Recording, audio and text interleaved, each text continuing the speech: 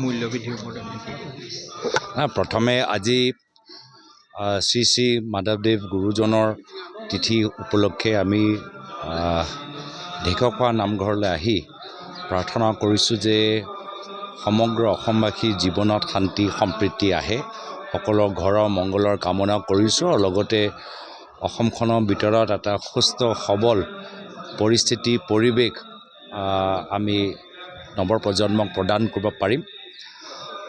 আৰু আজি বৰ্তমানৰ সময়ত বিশেষকৈ আমাক আজি দেখিছোঁ যে কিমান কষ্টত মানুহবোৰ আছে। যিদৰে পেট্ৰল ডিজেলৰ দাম বৃদ্ধি হৈছে, যিদৰে দোকানৰ ভিতৰত মূল্য বৃদ্ধি হৈছে, মানুহবোৰ যথেষ্ট কষ্টত আছে। আৰু যি সময়ত দুখীয়া মানুহবোৰক আৰু আৰ্থিক সহায় দিব লাগে, সেই সময়ত আমি দেখা পাইছোঁ যে ধনীখিনিহে ধনী হৈ গৈছে আৰু দুখীয়া মানুহৰ জীৱনত আজি তেওঁলোকৰ প্ৰত্যেক স্কুলৰ ফিজৰ পৰা হস্পিটেলৰ বিল, প্ৰত্যেক ক্ষেত্ৰত নিজৰ ঘৰখন ভালকৈ চলাবলৈ হ'লে কিমান যে কষ্ট। আজি আমি মাত্ৰ বজাৰৰ ভিতৰত যি বস্তুৰ দাম আছে সেইখিনি চাওঁ, কিন্তু দিনে দিনে স্কুলৰ ফিজ বাঢ়ি গৈছে, প্ৰত্যেক বছৰ হষ্টেলৰ ফিজ বাঢ়ি গৈছে, প্ৰত্যেক বছৰ হস্পিটেলৰ খৰচ বৃদ্ধি হৈছে। এইখিনি কথা ক'তো নোলায়। আজি বজাৰত যি ধৰণৰ বস্তুৰ দাম বাঢ়ে তাৰ কাৰণে কিছু ক্ষেত্ৰতে অধ্যয়ন কৰা যায় বা তুলনা কৰা যায়, কিন্তু বহুত ক্ষেত্ৰত বস্তুৰ দাম বাঢ়িছে বা বিভিন্ন কথা ক্ষেত্ৰত দাম বাঢ়িছে, কিন্তু সেইখিনি কথা আমি কোনো নাপাতোঁ। এতিয়া যুৱকসকলে নিজে প্ৰতিবাদ কৰিবলৈ বাধ্য হৈছে যে প্ৰত্যেক বছৰ তেওঁলোকৰ হষ্টেলৰ ফিজ, এডমিশ্যনৰ ফিজ, আজি উচ্চ শিক্ষাৰ ক্ষেত্ৰত কিমান আজি তাত তেওঁলোকৰ খৰচ বৃদ্ধি হৈছে। পিজিৰ ভিতৰত কিমান প্ৰত্যেক বছৰ কিমান বৃদ্ধি হৈছে। সেইকাৰণে এই ক্ষেত্ৰত নৱপ্ৰজন্মৰ নিজৰ জীৱন ৰচনা কৰোঁতে নিজৰ জীৱনৰ ভিতৰত কিবা এটা আগবাঢ়ি যাবলৈ হ'লে বহুতখিনি কষ্ট সন্মুখীন হৈছে। আৰু এই সময়ত সেইকাৰণে আমাৰ নতুন অৰ্থনৈতিক নীতি, নতুন অৰ্থনৈতিক চেতনাৰ প্ৰয়োজন আছে। আৰু আজিৰ তাৰিখত গোটেই আমাৰ নীতি নিয়মবোৰ ডাঙৰ ডাঙৰ মানুহক সহায় কৰাতকৈ, ডাঙৰ ডাঙৰ কোম্পানীৰ মালিকসকলক সহায় কৰাতকৈ, ডাঙৰ ডাঙৰ ঠিকাদাৰক সহায় কৰাতকৈ আমাৰ মধ্যম শ্ৰেণীৰ ঘৰবোৰ, একদম আমাৰ দুখীয়া দৰিদ্ৰ সীমাৰ তলৰ ঘৰবোৰ, তেওঁলোকৰ জীৱন কেন্দ্ৰ কৰি নীতি নিয়ম বনোৱাটো উচিত।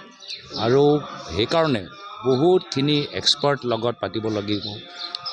মাত্ৰ আজি ডাঙৰ ব্যৱসায়ী বা ডাঙৰ ঠিকাদাৰ ভিত্তিত অৰ্থনৈতিক নীতি বনালে নহ'ব, বহুতখিনি মানুহৰ লগত ব্যাপকভাৱে চৰ্চা কৰিব লাগিব। আৰু চৰ্চা কৰিবলৈ হ'লে কিছু কথা শুনিবও লাগিব, কিছু সমালোচনা শুনিবও লাগিব। প্ৰথম হ'ল যে আজিৰ তাৰিখত অসমত এটা বৰ্তমান বাবে এটা নতুন চৰকাৰ আহিছে। এইখন চৰকাৰ শুনা অভ্যাসটো পুনৰ ঘূৰাই আনিব লাগিব। ক'ৰবাত তেওঁলোকৰ ৰাইজৰ কথা শুনাৰ যে দায়বদ্ধতা আছে, ক'ৰবাত সেই দায়বদ্ধতাৰ প্ৰতি তেওঁলোকে অৱহেলনা কৰি আছে। সেইখিনি কথা দুখৰ কথা যে ৰাইজক এইখিনি কথা কেতিয়াও কোৱা নাছিল যে এই নিৰ্বাচনৰ এমাহৰ পিছত এইখিনি বস্তু যি তেওঁলোকে পাইছিল সেইখিনি বন্ধ হ'ব। ৰাইজকতো এইখিনি কথা কোৱা নাছিল। ৰাইজৰ মাজত যিদৰে প্ৰচাৰ কৰা গ'ল যে ৰাইজে পাইহে থাকিব, আৰু সেইকাৰণে মই ভাবোঁ এয়া এটা নিৰ্বাচনী জুমলা হ'ল। আমি আগতে এই জুমলা আমি শব্দটো বুজি পোৱা নাছিলোঁ। আমাৰ বাবে নিৰ্বাচনৰ সময়ত ৰাইজক দিয়া প্ৰতিশ্ৰুতি আখৰে আখৰে আমাক পালন কৰিব লাগিব। আমি এনেকুৱা এটা পৰিস্থিতি প্ৰথমবাৰ বাবে দেখিছোঁ যে যি কথাবোৰ দিওঁ নিৰ্বাচনৰ এমাহ পিছত বাতিল হৈ যায়। নিৰ্বাচন শেষ হৈ গ'ল, পেট্ৰলৰ দাম বাঢ়ি গ'ল, নিৰ্বাচন শেষ হৈ গ'ল, ডিজেল দাম বাঢ়ি গ'ল, নিৰ্বাচন শেষ হৈ গ'ল, এতিয়া দাইল চেনি দিয়াটো বন্ধ হৈ গ'ল। তো এই ধৰণৰ প্ৰতিশ্ৰুতি হৈ নাথাকিল, মাত্ৰ নিৰ্বাচনী চমক হৈ থাকিল। মই ভাবোঁ ৰাইজৰ লগত অন্যায় কৰা হ'ল। আৰু এনেধৰণৰ ৰাজনীতি ৰাইজে ভাল নাপায়। ৰাইজৰ মাজত ৰাজনীতিৰ ওপৰত বিশ্বাস ক'ৰবাত হ্ৰাস হৈ যায়। অধ্যক্ষগৰাকীৰ ওপৰত এটা অভিযোগ উত্থাপন হৈছে, বিষয়ে কি ক'ব? তদন্ত হোৱাটো নিশ্চয় আমাক হ'ব লাগে।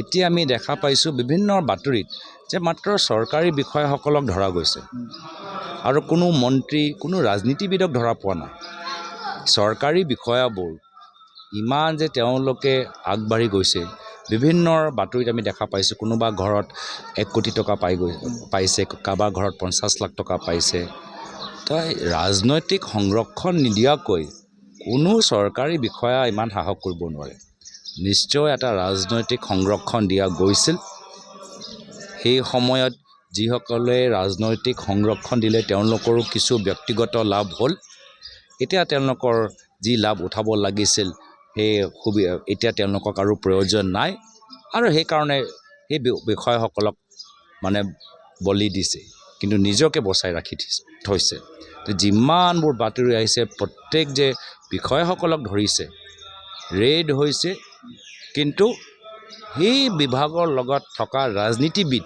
ডাঙৰ ডাঙৰ শক্তিশালী ৰাজনীতিবিদক ওপৰত যে কোনো ধৰণৰ তদন্ত হোৱা নাই একশ্যন হোৱা নাই এনেকুৱা আৰক্ষী বিষয়া আহিছে আজি তেওঁলোকৰ ওপৰতো আমি দেখা পাইছোঁ যে CID ইনভেষ্টিগেশ্যন কিন্তু সেই আৰক্ষী বিষয়াই যোৱা চৰকাৰৰ মুৰব্বীজনৰ আটাইতকৈ ঘনিষ্ঠ প্ৰত্যেক SITত এক বিশেষ আৰক্ষী বিষয়াৰ নাম ওলাই থাকে কিন্তু তেওঁলোকৰ ওপৰত এইটো ৰেকৰ্ড আগৰ পৰাই ৰেকৰ্ড আছিল কিন্তু কিবা কাৰণত ৰাজনীতিবিদসকলে এই ধৰণৰ চৰকাৰী বিষয়াসকলক খন্তেক সময়ৰ বাবে ব্যৱহাৰ কৰে আৰু যেতিয়া প্ৰয়োজন নপৰে তেওঁলোকক এৰি থৈ যায়গৈ বিষয়া ওপৰত তদন্ত হয় বিষয়া ওপৰত ৰেড হয় বিষয়া জেললৈ যায় কিন্তু তেওঁলোকক ৰাজনৈতিকভাৱে সংৰক্ষণ দিয়া সেইজনৰ ওপৰত কোনো পদক্ষেপ নলয় সেই এনেকুৱা এটা ৰাজনৈতিক সংস্কৃতি অসমত থাকিলে অসমৰ উন্নয়ন নহ'ব এই ধৰণৰ ৰাজনৈতিক সংস্কৃতিয়ে অসমখনক